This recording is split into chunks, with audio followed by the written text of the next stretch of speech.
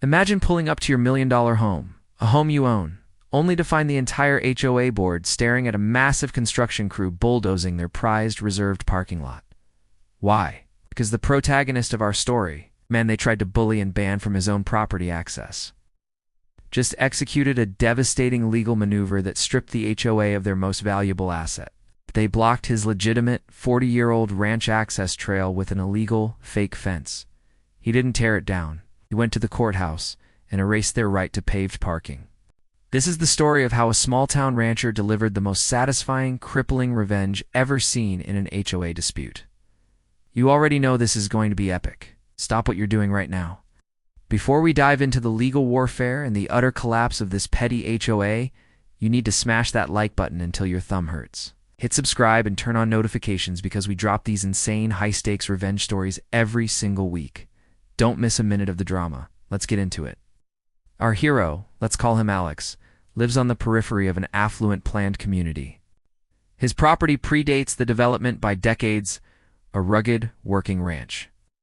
The new community, known as the Pines at Whispering Creek, was a world of manicured lawns and zero-tolerance bylaws. Overseen by the tyrannical president, board member Brenda, Alex's access point to his back acreage and barn was illegally established. 30-foot-wide deeded easement that ran along the property line of the Pines common area gravel trail his family had used for 40 years. It was inconveniently visible from Brenda's dining room. The initial conflict was small, almost laughable. One morning, Alex's ranch hand left a slight mud splatter on the common road, where the trail met the pavement after a heavy rain. Within hours, a certified letter arrived. It wasn't a warning, it was a $500 fine, citing common area defacement and unauthorized vehicular use. Alex, a practical man, simply paid it, power-washed the small stain, and sent a polite letter reminding the board of his deeded access rights. Thought that would be the end of it. He was tragically, wonderfully wrong. Brenda had tasted blood. 2 weeks later, Alex planned to move a large hay shipment. He went to drive his heavy-duty flatbed trailer down the easement, but he stopped dead. Someone had erected a 6-foot-tall, heavy-gauge galvanized fence directly across the path. It wasn't a standard HOA-approved aesthetic fence. It was industrial ugly, and had a prominent "Nay Trespassing" HOA property sign zip-tied to it. The entire trail was blocked. Alex called the HOA immediately, demanding to know what legal right they had to impede his deeded access. The voice on the other end, clearly Brenda, simply smirked and said, "It's a protective barrier. We felt your heavy machinery was destabilizing our land. We have the right to protect common assets, Mr. Alex. Have a nice day." Click. Alex was now trapped, his main livelihood cut off by a petty, illegal fence. He knew then that this wasn't about mud. This was war. Alex immediately hired an attorney. The initial legal letter was a boilerplate cessation and removal demanding the immediate dismantling of the fence and compensation for the lost hay shipment, citing the recorded deed and easement. The HOA's response was not only a refusal, but a doubling down of the sheer pettiness. Brenda had engineered a retroactive emergency meeting, drafting a new common area protection bylaw specifically targeting heavy vehicular traffic and non-aesthetic fencing adjacent to private property lines. They then fined Alex an additional $1,000 for legal expenditures incurred by the board due to frivolous claims. Alex's attorney confirmed the obvious: the fence was illegal, the new bylaw was unenforceable against a prior deed, and the fines were harassment. But winning in court takes time and money time. Alex didn't have as he could in Services Ranch. Then came the true outrage.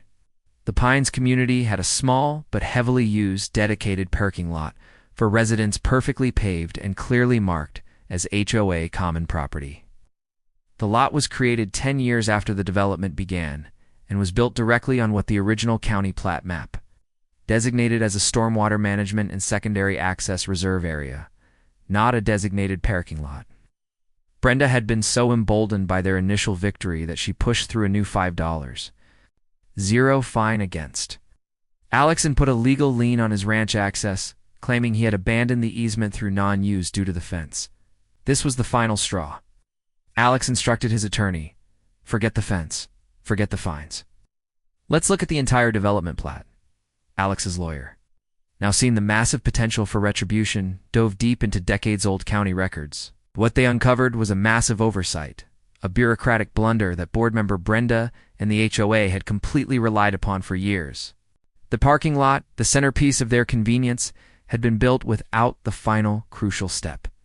Formally rezoning the land from a reserve area to commercial parking structure, and crucially it lacked a specific recorded easement for perpetual paved access in the county registry. Because the lot was built on a reserve area, its function could be reverted or overridden by any prior recorded adjacent superior deed access claim like Alex's original ranch deed.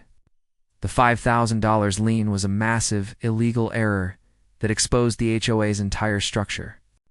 Alex was trapped facing legal fees and a locked gate. Brenda was celebrating her victory, blissfully unaware that her illegal fence had just unlocked a legal nuclear bomb. The strategy shifted from defending the ranch trail to attacking the very foundation of the HOA's perceived power: their precious parking lot.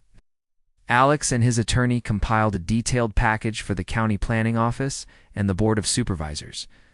The core argument was deceptively simple. The HOA had deliberately and illegally blocked a prior 40-year-old deeded easement Alex's trail and then had the audacity to place a lien on it. This action, coupled with their documented history of frivolous bylaws and fines, proved the HOA was acting in bad faith. But the resolution was the bomb, by proving the HOA was misusing common land, the illegal fence, and acting illegally. Alex was able to trigger a clause related to the reserve area parking lot. He filed a petition not to use the parking lot, but to legally enforce the original plat map designation. The filing asserted that since the HOA's actions, the fence demonstrated a reckless disregard for proper land use. The land designated as Stormwater Management and Secondary Access Reserve Area, which was currently the parking lot, needed to be immediately returned to its original purpose to ensure the overall integrity of the development and its superior, pre-recorded adjacent deeds, namely Alex's ranch. The county reviewed the evidence: the illegal fence, the harassing fines, the unrezoned parking lot. They agreed. The verdict was delivered not in a courtroom, but in a zoning compliance order. The HOA was given 30 days to cease all use of the parking lot as a parking structure. A second concurrent order forced the immediate removal of the illegal fence with a $1,000 per day fine for noncompliance. The day the enforcement order was mailed was glorious. Alex saw Brenda herself trying to direct a crew to move the fence, but the true prize was the parking lot. The HOA had to post signs: parking lot closed, county order. The residents who relied on that lot were furious, demanding answers. Brenda's reign was crumbling. The fallout was instantaneous and brutal. The HOA's own residents, who had supported Brenda because of the convenience of the parking lot, turned on her like a pack of wolves. They had lost their most valuable common asset because of her petty war against Alex. She had traded a small, muddy easement for 50 paved parking spaces. The initial fine the county leveled against the HOA for the illegal fence was $10,000, which had to be paid from the HOA's dwindling reserve fund. The residents were hit with an emergency assessment to cover the costs, compounding their fury. But the real payback was structural. The parking lot officially closed and slated for repurposing back to its reserve designation, a process that would involve tearing up the asphalt the bank that held the development's master loan stepped in. They deemed the loss of key common area amenities, the parking lot, a material change that negatively impacted property values. They demanded an emergency audit of the HOA's financial and legal practices. The audit exposed all of Brenda's illegal fines, unauthorized legal spending, and the deliberate attempt to cover up the county zoning violation. Board member Brenda didn't resign. She was formally recalled in a chaotic emergency community meeting, complete with shouting, accusations, and a police presence called to manage the crowd. The new interim board immediately contacted Alex, begging for a negotiated settlement. Alex's terms were simple and non-negotiable. The HOA must pay a $75,000 settlement to cover his legal fees and lost business, formally apologize in a publicly recorded statement, and create a permanent, legally guaranteed, improved paved access to his ranch trail, making it wider than the original 30 feet at their sole expense. Brenda was left isolated, disgraced, and facing personal lawsuits from residents who claimed her reckless management devalued their homes. The dust settled, but the scent of victory still lingered. The HOA complied with every term. Alex received his $75,000, and his ranch access was widened and paved with heavy-duty asphalt, looking better than the HOA's main road. The final satisfying nail in the coffin was seeing the parking lot itself. The HOA, crippled financially and legally, could not afford the massive cost of fully restoring the lot to its original stormwater management reserve function. They tried to fight the county's depaving order, losing every appeal. Alex, knowing Brenda still lived across the way, was present the day the construction crews arrived. They didn't just remove the asphalt. They began digging massive terraced retention ponds where the paved lot once stood, complete with native vegetation, exactly what a stormwater management area is supposed to be.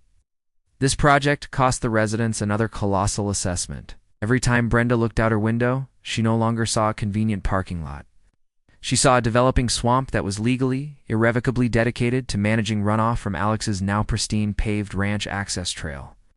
Alex had not only regained his access, but had ensured that the land the HOA most valued was permanently and unpleasantly redesignated, a constant, ugly monument to Brenda's arrogance. The final, perfect piece of revenge. Alex started driving his tractor down his new, wide, paved access at 6 a.m. sharp.